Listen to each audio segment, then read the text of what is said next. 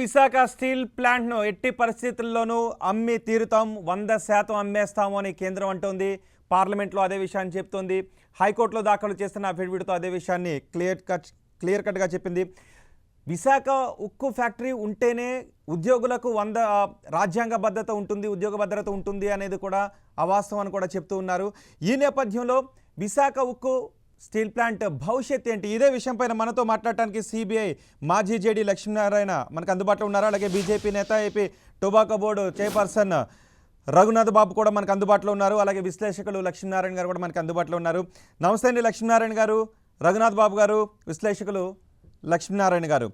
ముందుగా మాజీ జేడీ లక్ష్మీనారాయణ గారు, మీరు ఆపటానికి హైకోర్టులో పిటిషన్ వేశారు. అయితే ఈరోజు కేంద్రం చాలా స్పష్టంగా అఫిడవిట్ను దాఖలు చేసింది, 100% అమ్మి తీరుతాం, ఇప్పటికే బిడ్డింగ్లను కూడా ఆహ్వానించాము అని.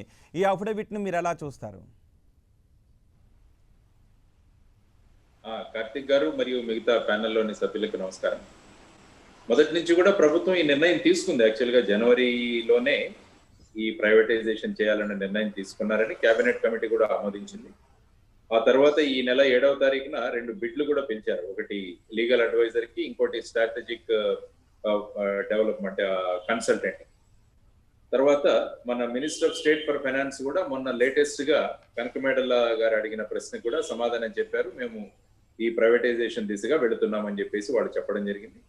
ఈ రోజు అఫిడవిట్ వేశారని కూడా నాకు తెలిసింది. ఇంకా నేను రాజమండ్రిలో ఉండడం వల్ల ఆ అఫిడవిట్ లో విషయాలు ఏంటో నాకు ఇంకా తెలియలేదు. అందువల్ల కేంద్ర ప్రభుత్వం 100% ప్రైవేటైజేషన్ దిశగా వెళ్తున్నది అన్నది అది అందరికీ తెలిసిన విషయమే. కానీ అలా చేయకుండా మనకున్న ఆల్టర్నేటివ్స్ ఏంటి, ఈ స్టీల్ ని ఏ విధంగా మనం కాపాడుకోవచ్చు? ఎందుకంటే భారతదేశంలో ఉన్న ఏకైక సముద్ర తీరంలో ఉన్న పోర్ట్ ఇదొకటే, స్టీల్ ప్లాంట్ ఇదొకటే. అందువల్ల దీనికి చిన్న కొన్ని సవరణలు కనుక చేసుకోగలిగితే మనం స్టీల్ ప్లాంట్ యథావిధిగా బ్రహ్మాండంగా, ఎందుకంటే కొన్ని సంవత్సరాలు ప్రాఫిట్ లో నడిచిన ఈ కంపెనీ తర్వాత ఎక్స్పాన్షన్, ఆ తర్వాత గ్లోబల్ మార్కెట్ దీనివల్ల పడిపోయింది. కానీ మళ్ళా ఇప్పుడు లాభాల్లోకి రావడం మొదలుపెట్టింది. ఎందుకంటే ప్రభుత్వం ఎప్పుడు కూడా మనం రాజ్యాంగంలో చూసుకుంటే మనం సోషలిస్ట్ సెక్యులర్ డెమోక్రటిక్ రిపబ్లిక్ అని మనం అన్నాం. అంటే ఆదాయ వనరులు కానీ మన వనరులు కానీ కొద్ది మంది చేతుల్లో వెళ్ళకూడదు అన్నది మన ప్రియాంబుల్ చెబుతుంది. కాబట్టి ఈ ప్రైవేటైజేషన్ అన్నది దానికి వ్యతిరేకంగా ఉంది. తర్వాత ఆల్మోస్ట్ 20,000 మంది భూములు ఇచ్చారు. అందులో ఇంకా 8,500 మందికి ఉద్యోగాలు ఇవ్వాలి. ఏదైతే రాజ్యాంగంలో రైట్ టు లైఫ్ అని ఆర్టికల్ 21 మనకు అష్యూరెన్స్ ఇచ్చిందో అది కూడా ఈ ప్రైవేటైజేషన్ వల్ల అది భంగం అవుతుంది. ఎందుకంటే హిందుస్థాన్ జింక్ చూసాం, హిందుస్థాన్ జింక్ కూడా ప్రైవేట్ చేయడం వల్ల చాలా అది మూతపడింది. తర్వాత ఆ భూముల్ని రియల్ ఎస్టేట్ లో అమ్ముకుంటున్నారు. అటువంటి పరిస్థితులు ఎదురవ్వకుండా చిన్న చిన్న మార్పులతో ఈ స్టీల్ ప్లాంట్ ను మనం బ్రహ్మాండంగా చేసుకోవచ్చు. కానీ లక్ష్మీనారాయణ గారు, మీరు చెప్పిన ఇవేమీ కూడా కేంద్రం పట్టించుకున్నట్టుగా కనిపించట్లేదు. పార్లమెంట్ లో అదే విషయాన్ని క్లియర్ గా చెప్తోంది, అఫిడవిట్ లోనూ అదే విషయాన్ని క్లియర్ గా చెప్పింది, ముందుకే వెళ్తోంది. ఇవేమీ పట్టించుకోవట్లేదు. ఇంకా ఎటువంటి హోప్ ఉంది? అంటే చూద్దామండి, రేపు కోర్టు వారు ఏ విధంగా దీన్ని కన్సిడర్ చేస్తారు. ఈ కౌంటర్ ఏదైతే కేంద్ర ప్రభుత్వం ఫైల్ చేసిందో దానిలో ఉన్న అంశాలు, తర్వాత ఈ కౌంటర్ కు మేము వేసే రిజాయిండర్ అంటాం దానిలో ఉన్న అంశాలను పరిశీలించి ఫైనల్ గా ఇది కోర్టు స్థాయికి వెళ్ళింది. ఎందుకంటే ప్రభుత్వం ఇంకా అంగీకరించే స్థాయిలో ఉన్నట్టు కనపడడం లేదు. అందువల్ల కోర్టులో ఏదైనా నిర్ణయం అవుతుందా అని స్టీల్ ప్లాంట్ ఉద్యోగుల తరపున ఆశాభావాన్ని నేను వ్యక్తం చేస్తాను. అంటే ఆర్థిక వ్యవహారాలపై కేంద్ర కేబినెట్ నిర్ణయం మేరకే స్టీల్ ప్లాంట్లో పెట్టుబడుల ఉపసంహరణ జరుగుతోంది. వీటిని న్యాయస్థానాల్లో ఛాలెంజ్ చేయటానికి అవకాశం లేదు అనే అభిప్రాయంలో కూడా కేంద్రం ఉంది. యాక్చువల్ గా మీరు చూస్తే బాల్కో అనే కంపెనీ ఇంతకుముందు భారత్ అల్యూమినియం కంపెనీ అని దాన్ని కూడా ప్రైవేటైజ్ చేశారు. కానీ బాల్కోలో జరిగిన ప్రైవేటైజేషన్ సందర్భంగా కూడా సుప్రీంకోర్టుకు వెళ్ళడం జరిగింది. కానీ అప్పుడు సుప్రీంకోర్టు ఏమన్నదంటే ఎగ్జిక్యూటివ్ నిర్ణయాలు, ప్రభుత్వ నిర్ణయాలలో సర్వసాధారణంగా కోర్టులు ఇంటర్ఫియర్ అవ్వవు, జోక్యం కల్పించుకోవు. కానీ ఆ నిర్ణయాలలో ఎప్పుడైతే రాజ్యాంగంలో మనకి ఇచ్చిన హక్కులు ఎక్కడైనా భంగం వాటిల్లితే అప్పుడు కోర్టులు ఇంటర్ఫియర్ అవ్వచ్చు, జోక్యం కల్పించుకోవచ్చు అని బాల్కో జడ్జిమెంట్ ఇవ్వడం జరిగింది. ఇందులో ప్రధానంగా మేము చెప్తున్నది ఏంటంటే preamble, directive principles of state policy, article 21, article 19, ఇవన్నీ కూడా ఆర్టికల్ 300, 300A ఇవన్నీ కూడా ఉల్లంఘించబడుతున్నాయి. కాబట్టి రాజ్యాంగంలో పొందుపరిచిన విషయాలు భంగం కలిగిస్తున్నారు. కాబట్టి ఇందులో కోర్టులు ఇంటర్ఫియర్ అవ్వచ్చని మా పబ్లిక్ ఇంట్రెస్ట్ లిటిగేషన్ లో వేయడం జరిగిందండి. చూద్దాం మరి కోర్టులు ఏ విధంగా వీటిని ముందుకు తీసుకెళ్తాయో. అంటే కోర్టులో మా వాదనలు వినిపిస్తాము, ఆ తర్వాత కోర్టు వారి నిర్ణయాన్ని బట్టి ముందు చర్యలు మనం ఆలోచిస్తాం. ఎస్, ఏపీ బీజేపీ నుంచి రఘునాథ్ బాబు కూడా మనకు అందుబాటులో ఉన్నారు. రఘునాథ్ బాబు గారు, మీరు ఎలా చూస్తారు? ఏపీ బీజేపీ నేతల ఈ విషయంలో ఎలాంటి క్లారిటీతో ఉన్నారు? ఇప్పటికీ చెప్తున్నారు స్టీల్ ప్లాంట్ ప్రైవేటీకరణ కానివ్వం అని చెప్తూనే ఉన్నారు. ఏపీ బీజేపీ నేతలుగా కేంద్ర నిర్ణయంపై మీకు క్లారిటీ ఉందా?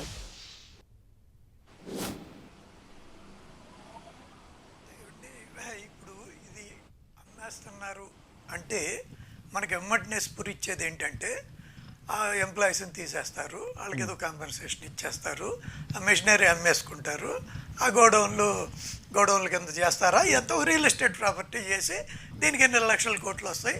ఇది ఇమ్మీడియట్గా మనందరి మనసుల్లో మెదిలేది. దీనికి కారణాలు ఉన్నాయి. ఒకటి, ఇదివరకు ఆంధ్రాలో ఏపీలో కంబైన్డ్ స్టేట్లో కోఆపరేటివ్ డైరీలు కానీ లేకపోతే స్పిన్నింగ్ మిల్స్ కానీ షుగర్ ఫ్యాక్టరీలు కానీ చాలా అమ్మటం జరిగింది. దేశంలోనే బాగా సమర్థవంతంగా ముందస్తుగానే ఈ ప్రభుత్వ రంగ సంస్థల్ని అమ్మిన రాష్ట్రంగా మనం అమ్మేస్తారు, నో డౌట్. అప్పుడు చంద్రబాబు నాయుడు గారు 2004 ముందే ఇవన్నీ జరిగినాయి. కొన్ని నడుస్తున్నాయి, అన్నీ ఎత్తేసిపోయారని నేను అంటలా, కొన్ని నడుస్తున్నాయి, ఎక్కువ అమ్మేసుకున్నారు. కానీ ఆ తర్వాత హెరిటేజ్ వచ్చింది. ఉదాహరణ, ప్రైవేట్ డైరీ హెరిటేజ్ ఎంత వర్ధిల్లుతుంది, ఎంత బ్రహ్మాండంగా నడుస్తుంది. ఇవాళ ఈ కోఆపరేటివ్ లేదా ఈ ప్రభుత్వ రంగ సంస్థల్లో వాళ్ళకి ఇలా వర్ధిల్లే దానిలో ప్రాధాన్యత అక్కర్లేదా? ఈశ్వరమంటూ ఏ రోజు ఏమవుతుందో అనుకున్నట్టు. రఘునాథ్ బాబు గారు, ఒక్క విషయం క్లియర్ గా చెప్పండి. సిబిఐ మాజీ జేడీ లక్ష్మీనారాయణ గారికి ఇంకా హోప్ ఉంది, ఆపగలుగుతాం, ఇంకా న్యాయస్థానాల్లో పోరాటం చేస్తాం, హోప్ ఉంది. మీకేముంది? మీకేమొచ్చినా? ఓకే, ఇప్పుడు అదేంటి, మేము కూడా న్యాయస్థాన తీర్పును గౌరవిస్తాం, చేయగలిగేది ఏముందండి. సుప్రీంకోర్టు ఫైనల్ గా తీర్పు ఇచ్చేస్తే అదే కంటిన్యూ అవుతుంది. సో ఇది మనం సబ్జుడైజ్ అవుతుంది మాట్లాడుకోవటం. కాబట్టి కోర్టు నిర్ణయం తీసుకుంటే దాన్ని బైండింగ్ ఉంటాం. కానీ ఒకవేళ కోర్టు ప్రభుత్వానికే అనుకూలంగా ఇస్తే ఏంటనేది చెబుతున్నా. ఇది ఒక హెరిటేజ్ లాగా అవ్వాలి, ఒక భారత సిమెంట్ లాగా అవ్వాలి. మన ఇద్దరు ముఖ్య నాయకులు వాళ్ళ సొంత వ్యాపారాల్లో చాలా సక్సెస్ఫుల్ కాబట్టి వాళ్ళు ప్రభుత్వంలో ఉంటే దీన్ని కూడా సక్సెస్ఫుల్ చేయొచ్చు. ఒకవేళ ప్రభుత్వం కొనవచ్చు, వాళ్ళ కంపెనీలు కొనవచ్చు, ఎన్నో ఆప్షన్స్ ఉన్నాయి. కాబట్టి అది మూసేయటానికి అవకాశం లేదు. అదేంటి, కొనేవాళ్ళు ఎవరైనా కండిషన్ పెడతారు. ఇంకోటి కూడా, దాన్ని ఇప్పుడు ఇండస్ట్రియల్ ల్యాండ్ అది, దాన్ని రేపు కమర్షియల్ గాను రెసిడెన్షియల్ గాను చేయాలంటే రాష్ట్ర ప్రభుత్వాలే చేయాలి, కేంద్రం చేయలేదు. కాబట్టి కూడా అది అమ్మేస్తారు. అది ఇలాంటి అపోహలు సృష్టించొద్దు. అంటే ఆ భూముల మీద కేంద్రానికి హక్కు ఉంటుందా, రాష్ట్రాలకు హక్కు ఉంటుందా? రాష్ట్రం రియల్ ఎస్టేట్ గా వాటిని అమ్మేయడానికి కంపెనీకి ఉంటుంది. అంటే ప్రైవేట్ కంపెనీకి ఉంటుంది. కేంద్రం ఎవరికి అమ్మేస్తే ఆ స్టీల్ ప్లాంట్ కొనుక్కున్న వాళ్ళకే ఉంటుంది. అనుమతి ఇవ్వాలి. కానీ దీన్ని కమర్షియల్ కానీ రెసిడెన్షియల్ కానీ చేయాలంటే రాష్ట్ర ప్రభుత్వమే చేయాలి, కేంద్ర ప్రభుత్వం చేయలేదు. ఒక్క విషయం మళ్ళీ అదే సెట్ చేసి అడుగుతున్నాను. అఫిడవిట్లో పేర్కొన్నారు, ఒకవేళ ఉద్యోగులకు ఇప్పుడు స్టీల్ ప్లాంట్ గవర్నమెంట్ పరిధిలో ఉన్నా కూడా ఉద్యోగులకు రాజ్యాంగ భద్రత లేదు కాబట్టి ఎప్పుడు కావాలంటే అప్పుడు తొలగించుకునే అవకాశం ఉంటుంది అని అఫిడవిట్లో పేర్కొన్నారు. సో మరోవైపు జేడీ లక్ష్మీనారాయణ గారు అంటున్నారు, ఇది రాజ్యాంగ విరుద్ధం, ఇలా ప్రైవేటీకరణ చేయడం అనేది కొన్ని రాజ్యాంగం కల్పించిన హక్కులకు లోబడి జరగడం లేదు అని అంటున్నారు. కాబట్టి కోర్టు తీర్పులు వాళ్ళకి అనుకూలంగా ఇస్తాయి, ఇవ్వనండి. అంటే ప్రయత్నం చేసేది ఈ జేడీ గారు మేమేం చేస్తాం? ఇప్పుడు ఆయన చెప్పిన ఏమి చేయరా? ఒకవేళ ఆపడానికి ఏ ప్రయత్నం చేయరా? అందుకే ఇంకా ఉంది కదా, కేంద్ర నిర్ణయం మారడం ఇక్కడ కోర్టు నిర్ణయం తీసుకోవడం అనేది ఇరు వర్గాలు వేసిన పిటిషన్ మీద ఆధారపడి ఉంటుంది. కానీ కేంద్ర నిర్ణయం మారితే మాత్రం ఆ ప్రైవేటీకరణ అనేది ఆగిపోతుంది. సో ఏపీ బీజేపీ నేతలుగా ఏం చేస్తారు? ఇప్పుడు వాళ్ళు అంత స్పష్టంగా చెప్పినాక ఏది పార్లమెంట్ హైకోర్టులో అఫిడవిట్ వేశారు, పార్లమెంట్లో కూడా 2 సార్లు ఏమో చెప్పారు. చెప్పిన తర్వాత ఇవాళ ఇంకొక విషయం, ఇంకో యాంగిల్లో ఆలోచిద్దాం. ఓకే, ప్రస్తుతం కాస్త లాభాల్లోనే ఉండొచ్చు, అది నేనేం కాదంటలా. లాభాల్లో ఉంటే అమ్మకూడదు, నష్టాల్లో ఉంటే మాత్రమే అమ్మాలి అది కూడా ఇంకో తప్పు. లాభాల్లో వస్తే బెటర్ వాల్యుయేషన్ వస్తుంది. కాబట్టి ఏంటి కొనుక్కోవడం ఎవరైనా కొనుక్కోవచ్చు. దానికి ఎవరు టెండర్ ఎక్కువ వేసుకుంటే వాళ్ళు కొనుక్కోవచ్చు. అదేంటి ట్రాన్స్పరెంట్గానే జరుగుతుంది. అది ఎవరికో లోపాయి గారికి అమ్మటం కావాలంటే కేంద్రం అమ్మేసుకోవచ్చు, ఎవరు ఎక్కువ కొనుక్కోవచ్చు. కానీ ఇప్పుడు అది కాదండి, అమరావతి రాజధాని ఉంది. ఆ రాజధాని చంద్రబాబు నాయుడు గారు దిగిపోయి ఏం చెప్పారు, ఇది ఒక సెల్ఫ్ ఫైనాన్స్డ్ ప్రాజెక్టు, దానిలో ఉన్నటువంటి భూములను అమ్మి ఆ రాజధాని మేము కట్టేవాళ్ళం. అమరావతి గురించి మాట్లాడుకుందాం. ఫస్ట్ స్టీల్ ప్లాంట్ గురించి చెప్పండి. ఉద్యోగులు భయపడుతున్నారు. హక్కు, విశాఖ ఉక్కు ఆంధ్రలో హక్కు అనే నినాదం కూడా పోతుంది అని ఒక సెంటిమెంట్ గా కూడా ఫీల్ అవుతున్నారు జనాలు. అమరావతికి తర్వాత ముడి పెడదాం, మనం విశాఖ స్టీల్ ప్లాంట్ వరకు. నేనైతే ఒక విషయం, నేనైతే అది ఎవరన్నా రేపు కొనుక్కుంటున్నాళ్ళు ఇలా రియల్ ఎస్టేట్కి అమ్మేసుకుంటారు నేను అనుకోను. నేను బిజినెస్ మ్యాన్, నాకు కొంత అనుభవం ఉంది. కానీ విశ్లేషకులు లక్ష్మీనారాయణ గారు ఉన్నారు. లక్ష్మీనారాయణ గారు, దాన్ని హక్కుల ఉల్లంఘన, ఇది రాజ్యాంగ హక్కుల ఉల్లంఘన ఇందులో కనిపిస్తోంది అంటున్నారు మాజీ జేడీ లక్ష్మీనారాయణ గారు. ఎక్కువకి ఎవరు కొనుక్కుంటారో వాళ్ళకి చెప్పండి. కదా కోర్టు ముందు మనం ఏం మాట్లాడతాం. ఇదివరకు ఎన్ని అమ్మలేదండి, రాష్ట్ర ప్రభుత్వం అమ్మారు, కేంద్ర ప్రభుత్వం అమ్మారు, కాబట్టి స్టీల్ ప్లాంట్ కూడా అమ్మేస్తారు. కాంగ్రెస్ అయ్యా నుంచే జరుగుతుంది కదా. ఓకే, విశ్లేషకులు లక్ష్మీనారాయణ గారు ఏం చెప్తారు? గారు మొదలు పెట్టారు, మన్మోహన్ సింగ్ గారు అయ్యారు. చెప్పండి లక్ష్మీనారాయణ గారు. జాతి సంపదగా నిర్మించుకొని అభివృద్ధి చేసి వాటిని దేశ సంపదను సృష్టించేటువంటి ఒక ఆర్థిక మూల స్తంభాలుగా అభివృద్ధి చేసుకోవడం జరిగింది. 1990 దశకం తర్వాత అమలు చేస్తున్నటువంటి సరళీకృత ఆర్థిక విధానాల్లో భాగంగా నష్టాలు వస్తున్నటువంటి ప్రభుత్వ రంగ సంస్థలను అమ్ముతామని మొదట చెప్పారు. తర్వాత పెట్టుబడుల ఉపసంహరణ పేరుతో బడ్జెట్ లోటును పూడ్చుకోవడానికి కొన్ని సంవత్సరాల పాటు ఆ విధానాన్ని అమలు చేశారు. ఇప్పుడు మోడీ గారి ప్రభుత్వం అధికారంలోకి వచ్చిన తర్వాత లాభ నష్టాలతో నిమిత్తం లేదు, ప్రభుత్వం బిజినెస్ చేయదు, ప్రభుత్వం పరిశ్రమలు పెట్టి ఉత్పత్తి కార్యక్రమంలో ఉండదు, నిష్క్రమిస్తుంది, ప్రభుత్వ రంగ సంస్థలన్నింటినీ 100కు 100% అమ్మేస్తాము అని ఒక విస్పష్టమైనటువంటి విధాన అమలుకు ఇవాళ పూనుకున్నది దేశవ్యాప్తంగా అన్ని సంస్థలు. అందులో భాగంగానే విశాఖ ఉక్కు కర్మాగారానికి ఆంధ్రప్రదేశ్ విభజన జరిగిన తర్వాత విశాఖపట్నమే పారిశ్రామిక నగరంగా మిగిలింది ఆంధ్రప్రదేశ్కి. ఆ పారిశ్రామిక నగరం పేరు చెప్పగానే విశాఖ ఉక్కు కర్మాగారం గుర్తుకొస్తుంది. దాన్ని 100కు 100% ప్రైవేటీకరిస్తామని కేంద్ర ప్రభుత్వం ప్రకటించగానే వివి లక్ష్మీనారాయణ గారు, నేను, గోపాలకృష్ణ గారు, వెలగపూడి గోపాలకృష్ణ గారు, మేమంతా చొరవ చేసి విశాఖపట్నంలోనే మేధావులతోనూ గతంలో సిఇఓలుగా పనిచేసి విశాఖ ఉక్కు కర్మాగారంలో రిటైర్ అయినటువంటి అధికారులను, ఉన్నతాధికారులను కూడా భాగస్వాములు చేసి దాన్ని నిజంగా నష్టాలు వస్తున్నాయా, దానికి ఉన్నటువంటి అప్పుల భారాన్ని తగ్గించడానికి తీసుకోవాల్సిన చర్యలేంటి, తాత్కాలికమేంటి, దీర్ఘకాలికమేంటి అన్నీ కూడా చర్చించడం జరిగింది. ఒక నివేదికను రూపొందించి ప్రకటించడం జరిగింది. సొంత గనులు ఇవ్వాలని, ఉన్న అప్పులను దీర్ఘకాలిక అప్పుగా మార్చాలని, ఈక్విటీస్గా మార్చాలని రకరకాల చర్యలు ప్రతిపాదించడం జరిగింది. కానీ కేంద్రం ఈ చర్యలు ఏం పట్టించుకోవట్లేదు, లాభ నష్టాలతో సంబంధం లేదు, ప్రభుత్వం వ్యాపారం చేయదు అంటుంది. అదే చెప్తున్నా అందుకనే చెప్తున్నా, వాళ్ళకు ప్రభుత్వ రంగాన్ని ధ్వంసం చేయాలని నీతి పెట్టుకున్నారు. అందుకనే ఒక పుస్తకం రాశాను నేను, మోడీ నీతి ఆంధ్రప్రదేశ్ భవిష్యత్తు. అలాగే అంగట్లో సరుకు ప్రభుత్వ రంగ సంస్థలు, ఉపశీర్షికలు, ఉద్యమకారుల త్యాగఫలం విశాఖ ఉక్కు కర్మాగారం, దగాకు ప్రతిరూపం కడప ఉక్కు పరిశ్రమ విభజన చట్టంలో పెట్టినటువంటి కడప ఉక్కు పరిశ్రమను ఇవ్వకుండా ఎక్కొట్టి దగా చేశారు కేంద్ర ప్రభుత్వం. ఉన్నటువంటి విశాఖ ఉక్కు కర్మాగారాన్ని ఇవాళ 17,500 మంది పర్మనెంట్ వర్కర్సు, 15,000 మంది కాంట్రాక్ట్ వర్కర్సు ప్రభుత్వ రంగం. ఆ ప్రభుత్వ రంగంలో సామాజిక న్యాయంలో భాగంగా రిజర్వేషన్స్ అమలవుతున్నాయి. దళితులకి గిరిజనులకి ఉపాధి ఉన్నది. ప్రైవేట్ రంగంలోకి వెళ్ళిన తర్వాత ఆ సామాజిక న్యాయం ఉండదు. ఈరోజు ఉపాధి కల్పన పరిశ్రమది విశాఖ ఉక్కు కర్మాగారం అనేటువంటిది విశాఖ పట్టణం తలసరి ఆదాయాన్ని పెంచింది. కొన్ని లక్షల మంది దాని మీద ఆధారపడి ప్రత్యక్షంగా పరోక్షంగా జీవిస్తున్నారు.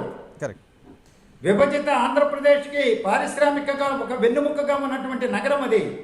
ఈరోజు ఈ ప్రయోజనాలను ఏటిని పరిగణలోకి తీసుకోకుండా కేంద్రం పరిగణలోకి మోడీ గారి ప్రభుత్వం ఒకసారి మేము 100% ప్రైవేటీకరించి తీరుతామని హైకోర్టులో అఫిడవిట్ వేయడం అంటే అత్యంత బాధ్యతారహితం. జేడి లక్ష్మీనారాయణ గారు ఉండే వాటిని అమలు చేయరు. ఉన్న ఆదాయ వనరులను ప్రైవేట్ వాళ్ళకి అప్పచెప్పేస్తామంటారు. ఇక ఆంధ్రప్రదేశ్ భవిష్యత్తు ఏంటో ఒకసారి మోడీ గారే చెప్పాలి. జేడి లక్ష్మీనారాయణ గారు మీరు వేసిన రాజకీయ ఉద్దేశాలు ఉన్నాయని కేంద్రం అంటోంది. లాభ నష్టాలతో సంబంధం లేకుండా స్టీల్ ప్లాంట్ ప్రైవేటీకరణకు పూర్తి అధికారాలు కేంద్రం చేతిలో ఉన్నాయని అంటోంది. ఎలా చూస్తారు ఈ వ్యాఖ్యని? మేము ముఖ్యంగా అన్నది ఏంటంటే ఈ తీసుకున్న నిర్ణయం తీసుకునే అధికారం ప్రభుత్వాలకు, దాన్ని ఎక్కడ మేము శంకించట్లేదు, దాన్ని ఎక్కడ ఖండించట్లేదు. మీరు తీసుకున్న నిర్ణయం కనుక రాజ్యాంగంలో పొందుపరిచిన ఆర్టికల్స్ ఏమైతే ఉన్నాయి వాటిని ఉల్లంఘన అప్పుడు లక్ష్మీనారాయణ గారు రాజకీయం కాదా? ఇప్పుడు బివి లక్ష్మీనారాయణ గారు హైకోర్టులో ఏంటంటే ప్రజాహితం అండి, ఇందులో రాజకీయాలు ఏమీ లేవు.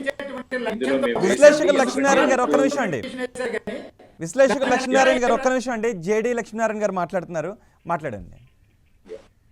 ఇందులో ఏంటంటే ముఖ్యంగా ఇది ప్రజాహితమైన, ఎక్కడ రాజకీయాలకు సంబంధించిన ఇది నేను ఏ రాజకీయ పార్టీలోనూ కూడా లేని, అది స్పష్టం చేస్తున్నాను. ఇది ప్రజల కోసం. మీరు చూస్తున్నారు విశాఖ ఉక్కులో ఏ విధంగా నిరసనలు వ్యక్తం చేస్తున్నారు. తర్వాత ఆగస్టు మొదటి వారంలో ఢిల్లీలో కూడా వాళ్ళు వెళ్ళి చేస్తున్నారు. మన ఎంపీలు ఎవరైతే ఉన్నారో వాళ్ళు కూడా పార్లమెంట్ లో దీని గురించి చెబుతున్నారు. అన్ని పక్షాలు కూడా స్టీల్ ప్లాంట్ గురించి మాట్లాడుతున్నారు. అందువల్ల ఇది ఒక రాజకీయానికి సంబంధించి కాదు, ఇది ప్రజలకు సంబంధించింది, మొత్తం ఆంధ్రప్రదేశ్ మొత్తానికి సంబంధించిన విషయం. కాబట్టి ఆ విషయాన్ని పక్కన పెడితే ఇందులో ముఖ్యంగా రాజ్యాంగంలో పొందుపరచబడిన విషయాలు ఏ విధంగా ఉల్లంఘన అవుతున్నదని మన పిఐఎల్లో వేశాం. పబ్లిక్ ఇంట్రెస్ట్ లిటిగేషన్ లో వాళ్ళు కౌంటర్ వేశారు. ఇప్పుడు కోర్టు రెండు పరిశీలించి ఒక నిర్ణయం తీసుకుంటుంది. కాబట్టి మనం అనుకోవడం ఏంటంటే కేంద్ర ప్రభుత్వం కనుక ఇది మన తీరంలో ఉన్న ఒకే ఒక స్టీల్ ప్లాంట్, తర్వాత దీన్ని మళ్ళా పునరుద్ధరించాలంటే సాధారణంగా ఏమవుతుందంటే ప్రైవేటైజేషన్ అయిన తర్వాత ప్రైవేటు వ్యక్తి ఎప్పుడు తన ప్రాఫిట్లు చూసుకుంటాడు. కానీ అదే ప్రభుత్వ రంగంలో ఉన్నప్పుడు అది ప్రజల యొక్క దీనికి అభివృద్ధి కోసం చూస్తుంది ఎప్పుడు కూడా. ఎందుకంటే మనం మిక్స్డ్ ఎకానమీని ఎన్నుకున్నాం. అంటే ప్రైవేట్ సెక్టర్ ఉంటుంది, పబ్లిక్ సెక్టర్ ఉంది. మనది క్యాపిటలిస్టిక్ ఎకానమీ కాదు. మన దగ్గర ఆ ప్రొవిజన్ ఉన్నా కూడా స్వాతంత్రం వచ్చిన తర్వాత మేము మిక్స్డ్ ఎకానమీ వైపు వెళతాము, మేము క్యాపిటలిస్ట్ వైపుకి వెళ్ళము, సోషలిస్ట్ ఫాము కాదు, మిక్స్డ్ ఎకానమీ తీసుకుంటున్నామని చెప్పి 42వ సవరణలో సోషలిస్ట్ అన్న పదాన్ని మన ప్రియాంబుల్కి యాడ్ చేసి ఇవన్నీ అయిన తర్వాత కూడా అన్ని మనం ప్రైవేటీకరణ చేస్తామంటే అది సబబు కాదు అన్నది ప్రధానంగా మనం వాదిస్తున్న విషయం అండి. అందువల్ల ఇప్పటికీ కూడా కేంద్ర ప్రభుత్వం వారి నిర్ణయం గురించి మరి ఒక్కసారి ఇది చేసి మేము చెప్పిన విధంగా ఏ విధంగా అయితే మీరు బ్యాంకులను కలిపారో అదే విధంగా Vizag steel plant, steel authority of India limited, national mineral development corporation వీటన్నిటినీ కలిపి ఒక స్టీల్ జైంట్ గా మనం తయారు చేయగలిగితే మన భారతదేశం యొక్క ఉక్కు ప్రపంచ దేశాలకు వెళ్ళగలిగే స్థాయికి రావాలి. రేపు ఎవరో ప్రైవేటైజ్ చేసిన తర్వాత వాళ్ళ పేరులోని ఉక్కు వెళుతుంది కానీ భారతదేశం ఉక్కు వెళ్ళదట. అందుకనే భారత ప్రజల యొక్క ఉక్కు వెళ్ళాలి అన్నది ప్రధానంగా ఆలోచించాలి. తర్వాత ఎంప్లాయ్మెంట్ క్రియేట్ చేయడం అన్నది కూడా ప్రభుత్వం యొక్క కర్తవ్యం. సర్వసాధారణంగా మీరు చూస్తే ప్రైవేట్ కంపెనీలు ఏదైనా గవర్నమెంట్ కంపెనీ తీసుకున్న తర్వాత వాళ్ళు చేసేది ఉద్యోగాల సంఖ్యను తగ్గించేస్తారు. ఉద్యోగుల సంఖ్య జనరల్ గా మనం చూస్తాం ఇది తగ్గుతుంది. అందువల్ల ఏమవుతుందంటే ముఖ్యంగా మేము మాట్లాడుతున్నది రైతుల గురించి.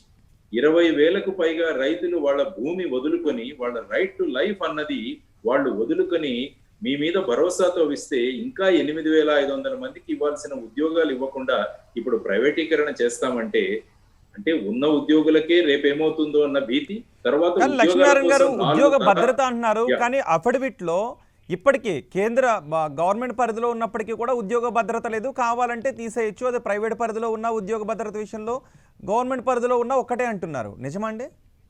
లేదు.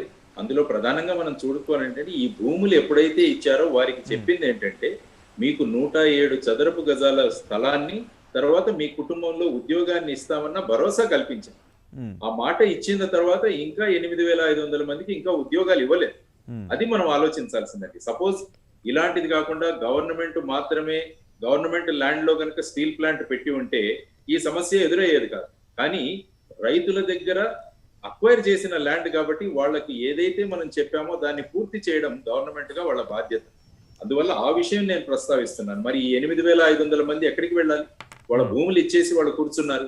మరి వాళ్ళ ఉపాధి ఎలా ఉంటుంది రాబోయే కాలంలో? ఇవన్నీ కూడా ఆలోచించాలి. అందుకనే అంటే ఏమనిపిస్తుంది మీరు, ఒకవేళ కేంద్రం 100% అమ్మే విధంగా నిర్ణయం తీసుకునే రేపు నుంచి ప్రాసెస్ అంతా జరిగిపోతే ఉద్యోగుల పరిస్థితి ఎలా ఉంటుంది అనిపిస్తోంది? అదేనండి, అంటే ఇప్పుడు ఆలోచించాల్సిన విషయం అదే. అందుకనే కోర్టులకు వెళ్ళాం. యాక్చువల్గా ఇది కోర్టులకు వెళ్లాల్సిన అంశాలు కావి.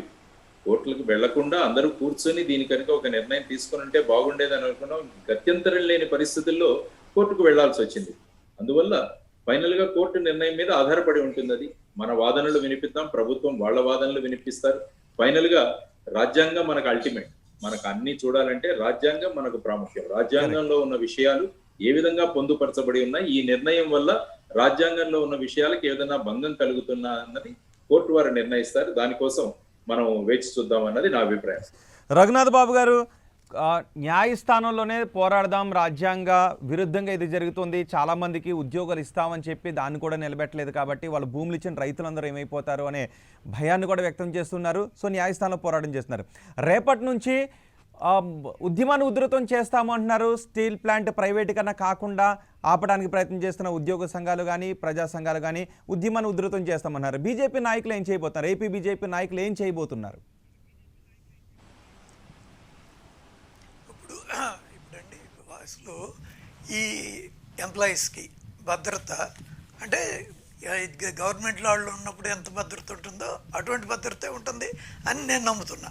ఎవరైనా ఇలాంటి కొనేటప్పుడు దాని మీద ఫర్దర్ ఇన్వెస్ట్మెంట్ చేసి దాన్ని ఇంకా కెపాసిటీ ఇంప్రూవ్ చేసి ప్రాబబుల్లీ ప్రభుత్వ పరిధిలో ఉన్నప్పుడు కొంత ఉద్యోగుల సంక్షేమాన్ని కూడా ఆలోచిస్తారు. ప్రభుత్వ పరిధిలో ఉన్నప్పుడు ఉద్యోగ సంక్షేమాన్ని కూడా ఆలోచిస్తారు. కానీ ప్రైవేట్ వ్యక్తుల చేతిలో ఉన్నప్పుడు ఉద్యోగుల సంక్షేమం కంటే ప్రొడక్షన్ కోసం ఎక్కువ ఆలోచిస్తూ ఉంటుంటారు. వాళ్ళ నుంచి ఎంత పిండుకుందామని ఆలోచిస్తూ ఉంటుంటారు.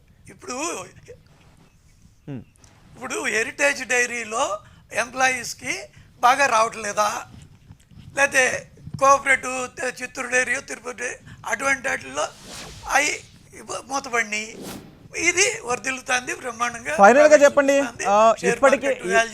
ఇప్పటికీ స్టీల్ ప్లాంట్ ప్రైవేటీకరణ కాకుండా పోరాడుతున్న వాళ్ళందరూ చెప్తున్నారు పోరాడతామని. ఏపీ బీజేపీ నేతలకు ఎటువంటి హామీ ఇవ్వగలుగుతారు? ఏపీ బీజేపీ నేతలకు ఏ హామీ ఇవ్వగలుగుతారు? అయిపోతుందంటారా, ఆపుతామంటారా, అవ్వదు అంటారా?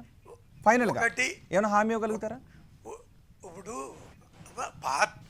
పార్టీగా అయితే అది ఉండాలని కోరుకుంటాం, కానీ ప్రభుత్వ నిర్ణయాన్ని పార్టీ డిసైడ్ చేయలేదు కాబట్టి ప్రభుత్వం నిర్ణయం తీసుకుంటే దానికి ఆల్రెడీ కోర్టులు ఎన్ని ఉన్నాయి. కానీ ఒక్కటి మాత్రం అపోహలు సృష్టిస్తుంది, ఈ వస్తే ఎంప్లాయీస్ పోతారని. అదేం ఇన్ఎఫిషియెంట్ ఉంటే కొద్దిమంది పోతారు, అది ఇప్పుడు ఉంది అవకాశం, అది ఇప్పుడు కూడా ప్రభుత్వం చేయొచ్చు.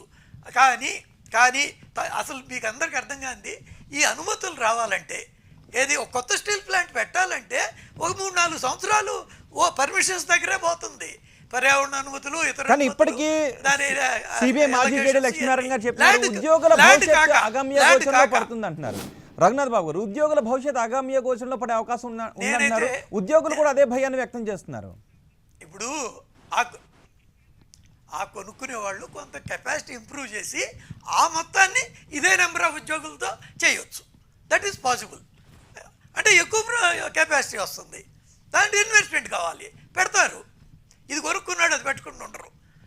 మిగిలిన ఇప్పుడు జేఎస్డబ్ల్యూ ఎట్లా పైకి వచ్చింది అంటే ఉద్యోగుల అభద్రత భావంలో వాస్తవం లేదంటారా మీరు? ఉద్యోగుల భయంలో వాస్తవం లేదంటారా? అంటే భయంలో వాస్తవం లేదు. గ్యారంటీగా వాళ్ళకి they will be taken care of. ఓ చర్చలు జరిపి చేస్తారు. వాళ్ళు పని చేయకపోతే అది నడవాలి కదండి. ఈ పోలీసుని పెట్టి అవన్నీ తర్వాత విషయాలు, కానీ గ్యారంటీగా జరుగుతుంది. అసలు ఈ లోపు కోర్టు ఇది రాజ్యాంగ విరుద్ధం అంటున్నారు కాబట్టి మరి గతంలో ప్రైవేటైజ్ చేసినవి కూడా రాజ్యాంగ విరుద్ధమే అయ్యి ఉండాలా, కానీ వాటిని ఏం చేస్తారో ఇప్పుడు తెలియదు. అక్కడేం లేవు కదా ఇంకా.